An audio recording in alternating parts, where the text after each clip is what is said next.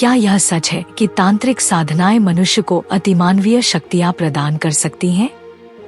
क्या यह केवल पुरानी कहानियां हैं या इसके पीछे कोई गहरा सत्य छिपा है?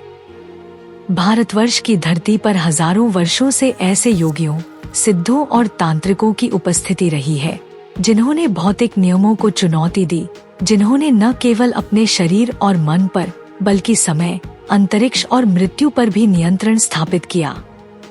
तंत्र केवल कोई रहस्यमय या डरावनी साधना नहीं है, बल्कि यह ब्रह्मांडीय ऊर्जा के साथ सीधा संवाद है, आत्मा और परमात्मा के मध्य की कड़ी है।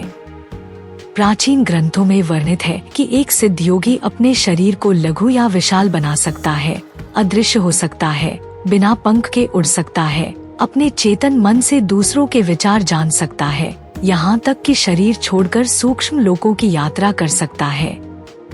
यह सब अकल्पनीय लगता है, परंतु जब हम ध्यान से देखें तो पाते हैं कि तांत्रिक साधनाएं मनुष्य की चेतना को उस स्तर तक विकसित करती हैं, जहां वह भौतिक सीमाओं से परे जा सकता है।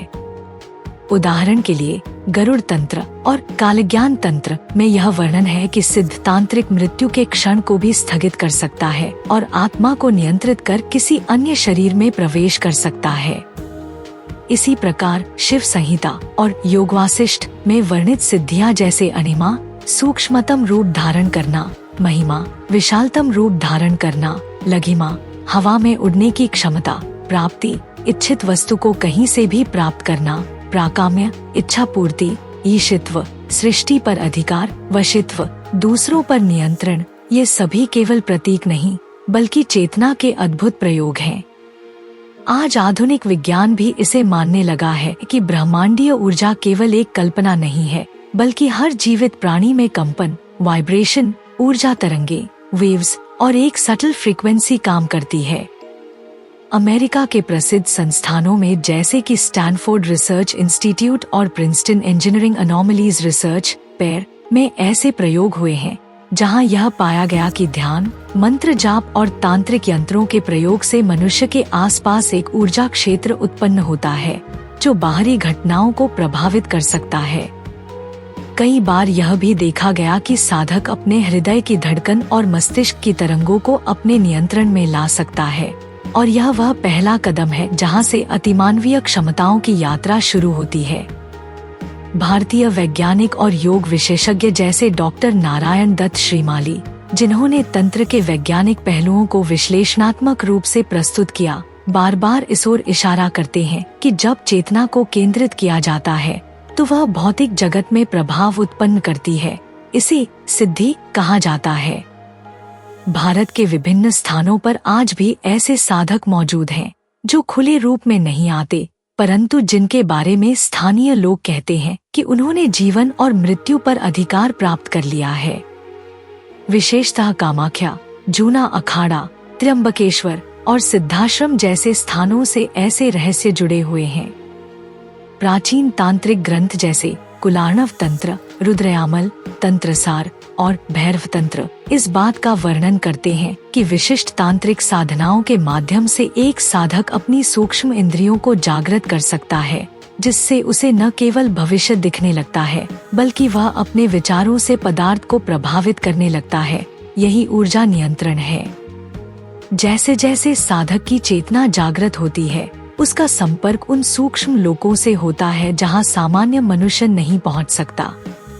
एस्ट्रल ट्रैवल या सूक्ष्म शरीर यात्रा, जिसमें साधक अपने भौतिक शरीर को एक स्थान पर छोड़कर सूक्ष्म शरीर से अन्य लोकों, देशों या ब्रह्मांडीय क्षेत्रों में जाता है, यह केवल कल्पना नहीं बल्कि एक शुद्ध तांत्रिक अनुभव है, जिसे स्वप्नावस्था या योग निद्रा के माध्यम से प्राप्त किया जाता है।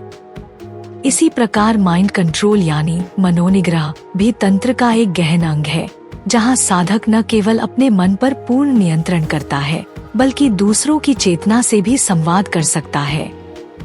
इसे तांत्रिक भाषा में वशीकरण कहा गया है, जो केवल प्रेम संबंधों के लिए नहीं बल्कि ऊर्जा के नियंत्रक के रूप में देखा जाता है। सवाल ये नहीं कि क्या ये सब संभव है, सवाल है कि क्यों इसे आम लोगों से छिपा कर रखा गया।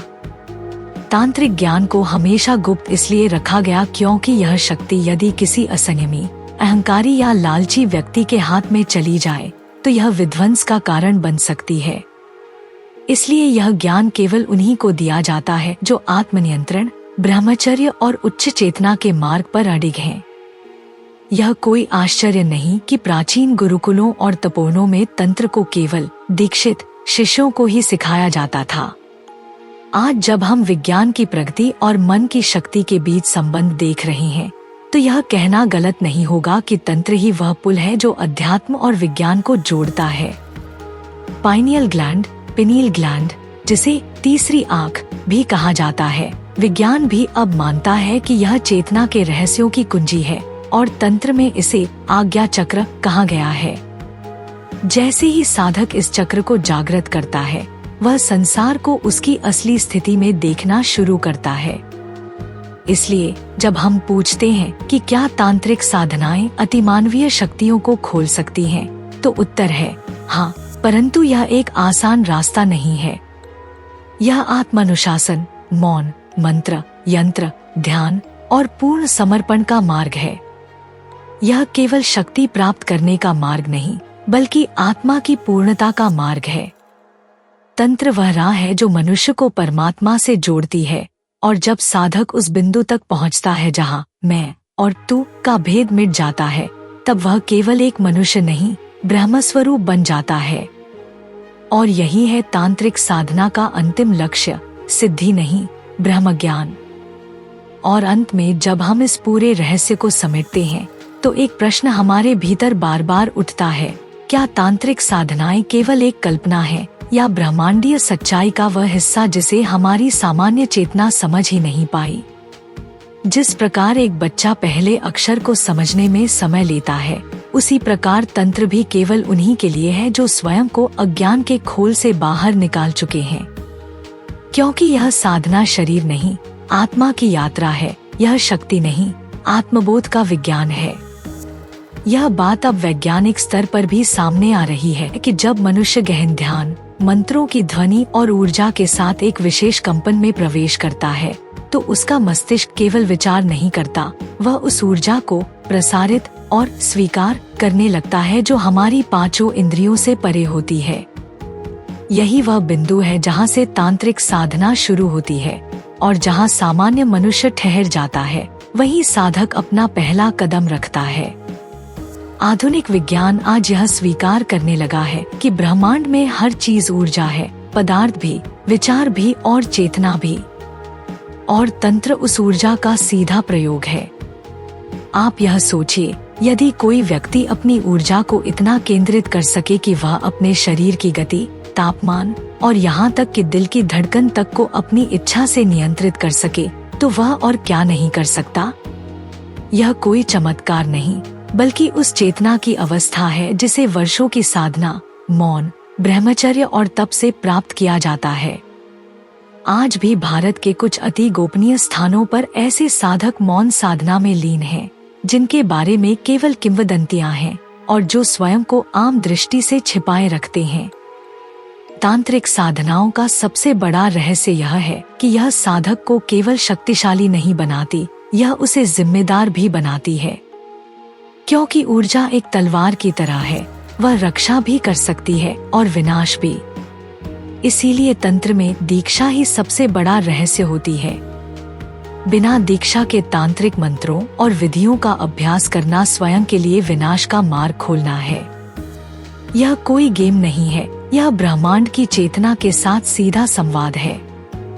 और जिस क्षण साधक उस संवाद में प्रवेश करता है, वह सृष्टि की हर परत को अनुभव करने लगता है। अणु, परमाणु, अंतरिक्ष, समय, गति और शून्यता, सब कुछ उसके लिए केवल दृश्य नहीं, अनुभव हो जाते हैं।